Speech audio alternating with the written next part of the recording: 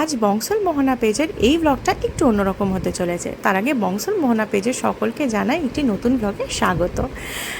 আমরা যারা food blogging করে থাকি তারা কিন্তু নর্মালি খাবার তৈরির পর খাবারের টেক্সচার, খাবারের প্রেজেন্টেশন, খাবারের স্বাদের ওপরই মেনলি ফোকাসটা করি।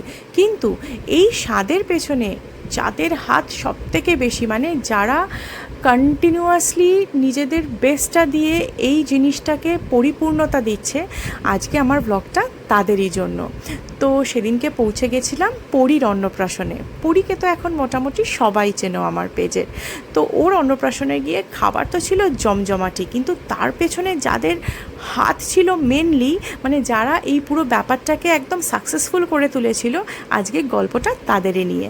তো সেদিনকে পৌঁছে গেছিলাম সেই যজ্ঞশালায়, খাওয়া দাওয়ার যজ্ঞশালায়। তো সেখানে পৌঁছাতে একটু লেট হয়ে গেছিলো, ওই জন্য ওদের অনেকটাই কাজ এগিয়েছিল। তো ওখানে গিয়ে দেখছিলাম সবার মোটামুটি সবকটা কাজ ভাগ করে দেওয়া আছে, এবং এক একটি কাজ একজন মিলে করছেন না, এক একটি কাজকে কিন্তু ভাগাভাগি করে 2-3 জন মিলে একসাথে হাত লাগিয়ে করছেন। কেউ বেগুনির জন্য বেগুন নিপুণ হাতে কেটে ফেলছেন, তো সেই বেগুনির যে ব্যাটারটা তৈরি হবে তার জন্য কেউ সেখানে আলাদা করে এফর্ট দিচ্ছেন। কেউ ওইদিকে ডাল তৈরি হবে, তো ডালের জন্য ফোড়নের ব্যবস্থা করছেন। সেই ডালের মধ্যেই আবার কিছু ফোড়ন দেওয়ার যে প্রক্রিয়াটা, সেটা আবার কেউ করছেন।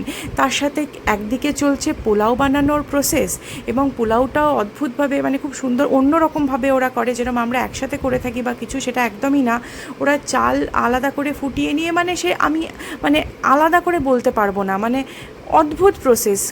তো সবাই মিলেই ওই বলে না যে সবে মিলে করি কাজ, হারি জিতি নাহিলাজ। তো সেরকমই দেখলাম যে একটা টিম ওয়ার্ক চলছে পুরো একদম। ওয়েদারটা ছিল কিন্তু সেদিনকে একদম খাসা, খুব গরমে ভেবেছিলাম হয়তো খুব অস্বস্তি হবে, বাট সেদিনকে যেখানে আর কি রান্নার সেকশনটা ছিল, পরিবেশটা হঠাৎ করেই এত সুন্দর ওয়েদারটা হয়ে গেছিলো, বৃষ্টির ওয়েদার ছিল, যে ওদেরও মনে হয় না খুব একটা বেশি বেগ পেতে হয়েছে। ওই দেখুন মাটন, হ্যাঁ মাটনটা তো সব মোটামুটি অনুষ্ঠান বাড়িরই শো স্টপার থাকে। তো মাটন করতেও কিন্তু ওদের একটা লম্বা প্রসেস আছে, সেটাও হচ্ছিল। আর একদিকে চলছিল হচ্ছে ভেটকি পাতুরির প্রিপারেশন। ভেটকি পাতুরিটা কীরমভাবে ওরা ম্যারিনেট করে, তারপর সুন্দর নিপুণ হাতে কলা পাতা আলাদা করে কেটে সেটাকে ভাপিয়ে নিয়ে তার ভেতর সেই ম্যারিনেশনগুলো এক এক করে প্লেস করে সুন্দর করে রেখে পুরো কাজটাকে কমপ্লিট করা। মানে এতেও কিন্তু 2-3 জন একসাথে করছিলেন, এমন নয় কি একজন করছিলেন। মোট কথা পুরোটাই হচ্ছে একটা টিম ওয়ার্ক, যার জন্যে সব শেষে আমাদের মুখে হাসি এনে তারা সুন্দর সুন্দর খাবার পরিবেশন করতে পারেন। তো যাই হোক, সব কমপ্লিট হওয়ার পর ওরা জায়গাটাও খুব সুন্দরভাবে সাজিয়ে নিয়েছিল। তো সবাই মোটামুটি রেডি, এবং হ্যাঁ সবাই একে একে আসতেও শুরু করেছিল। এবং এই যে সবার মুখে একটা আলাদা তৃপ্তি নিয়ে বসে খাওয়ার একটা ব্যাপার, এটা দেখেই হয়তো সেই মানুষগুলো ভেতরে ভেতরে হয়তো মানে পরিপূর্ণতা পান, যে স্যাটিসফাইড হন যে হ্যাঁ চলো হয়েছে।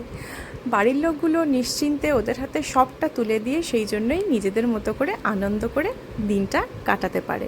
ঠিক আছে, চলুন তাহলে সবাই ভালো থাকুন, সুস্থ থাকুন, আর হ্যাঁ অবশ্যই খেতে থাকুন, তবে হ্যাঁ নিজের শরীর স্বাস্থ্য বাঁচিয়ে। তাহলে আজকে এখানেই আমি শেষ করব। সবাই কিন্তু দেখতে থাকুন বংশল মোহনা পেজের সবকটা ব্লগ, এবং অবশ্যই ফলো করুন। আজ আসি তাহলে, টাটা।